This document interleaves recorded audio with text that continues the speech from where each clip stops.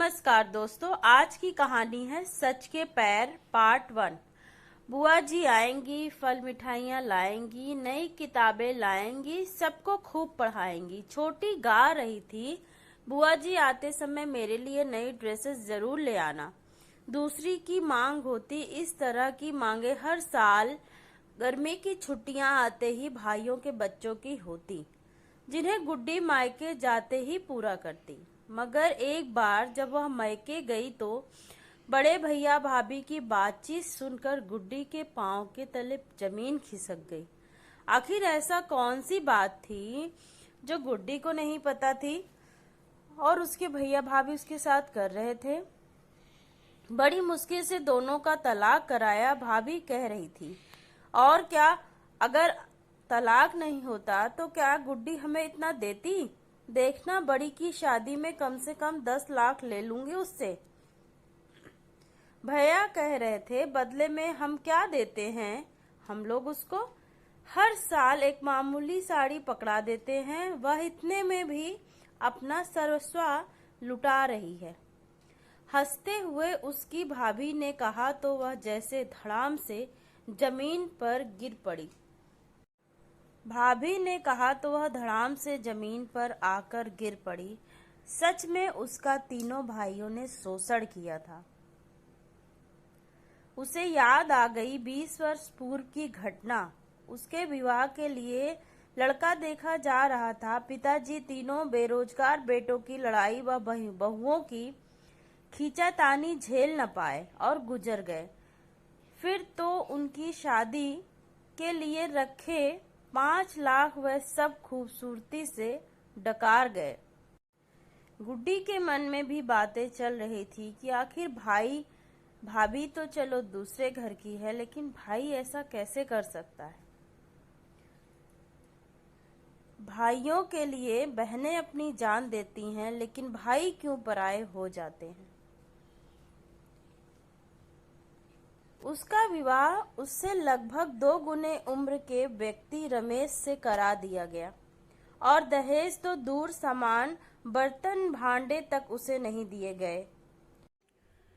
यह देखकर माँ से नहीं रहा गया, वह बोल पड़ी, अरे थोड़े जेवर और जरूरी सामान तो दे दो, लोग क्या कहेंगे?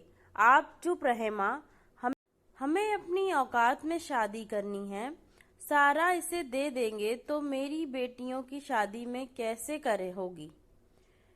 बड़ा भाई डांट कर बोला तो माँ चुप हो गई। माँ भी क्या करती? फिर तो गुड्डी ससुराल गई और उसके बाद उसकी पढ़ाई और नौकरी तक इन सबों ने कभी झांका तक नहीं।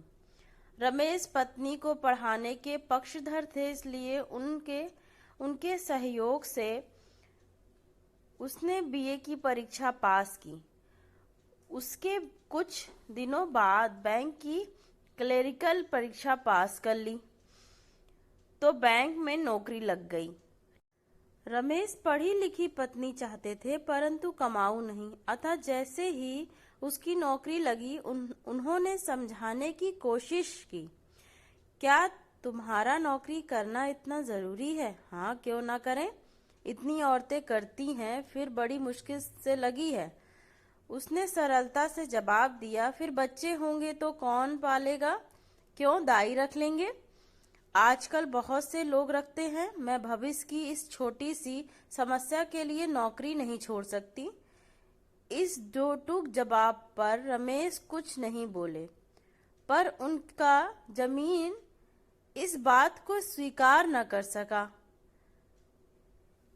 कि लोग उसे जोरू का गुलाम या जोरू की कमाई खाने वाला कहें। इधर उसकी नौकरी की खबर सुनते ही उसके मायके वाले मधुमक्खी की तरह आकर चिपक गए। पति पत्नी की लड़ाई में हमेशा मायके वाले फायदा उठाते हैं, यहाँ भी वही हुआ। मायके वालों के उकसाने पर वह तलाक का केस कर नौकरी पर चली गई। केस कर नौकरी पर वह चली गई। बाद में आपसी सहमति पर तलाक हो गया। इसके बाद इस दूध देती गाय का भरपूर शोषण सबने किया। आखिर मायका माँ बाप तक ही होता है, भाई या भाभी क्या उसके बाद कुछ नहीं होते। सब ने गुड्डी का शोषण किया। कभी बड़े भैया की लड़की का फॉर्म भरना है, तो कभी किसी की बीमारी में इलाज का खर्च, तो कभी कुछ और। ऐसा करके हर साल वह सब इस से अच्छी खासी रकम झटक लेते थे। उस वक्त गुड्डी का वेतन 30,000 था। उसमें से सिर्फ 10,000 किराए के मकान में रहने, खाने पीने वगैरह में जाते थे। बाकी भाइयों की भेंट में चढ़ जाता था।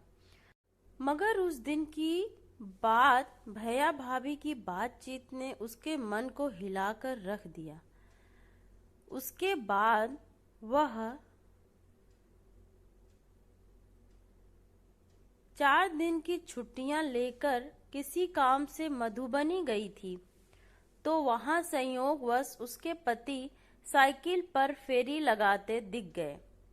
ये क्या गत बना रखी है? औपचारिक पूछताछ के बाद उसने पहला प्रश्न किया। कुछ नहीं, बस जी रहे हैं। तुम कैसी हो? उन्होंने डबडबाई आंखों को संभालते हुए प्रश्न किया। मैं ठीक हूँ, आपकी पत्नी और बच्चे? उसका दूसरा प्रश्न था। पत्नी ने मुझे छोड़कर नौकरी का दामन थामा, तो बिना पत्नी बच्चे कैसे?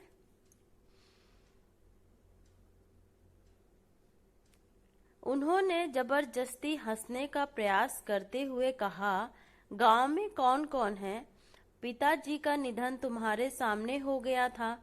तुम्हारे जाने के 1 साल बाद माँ गुजर गई और सभी भाइयों ने परिवार सहित दूसरे शहरों को ठिकाना बना लिया।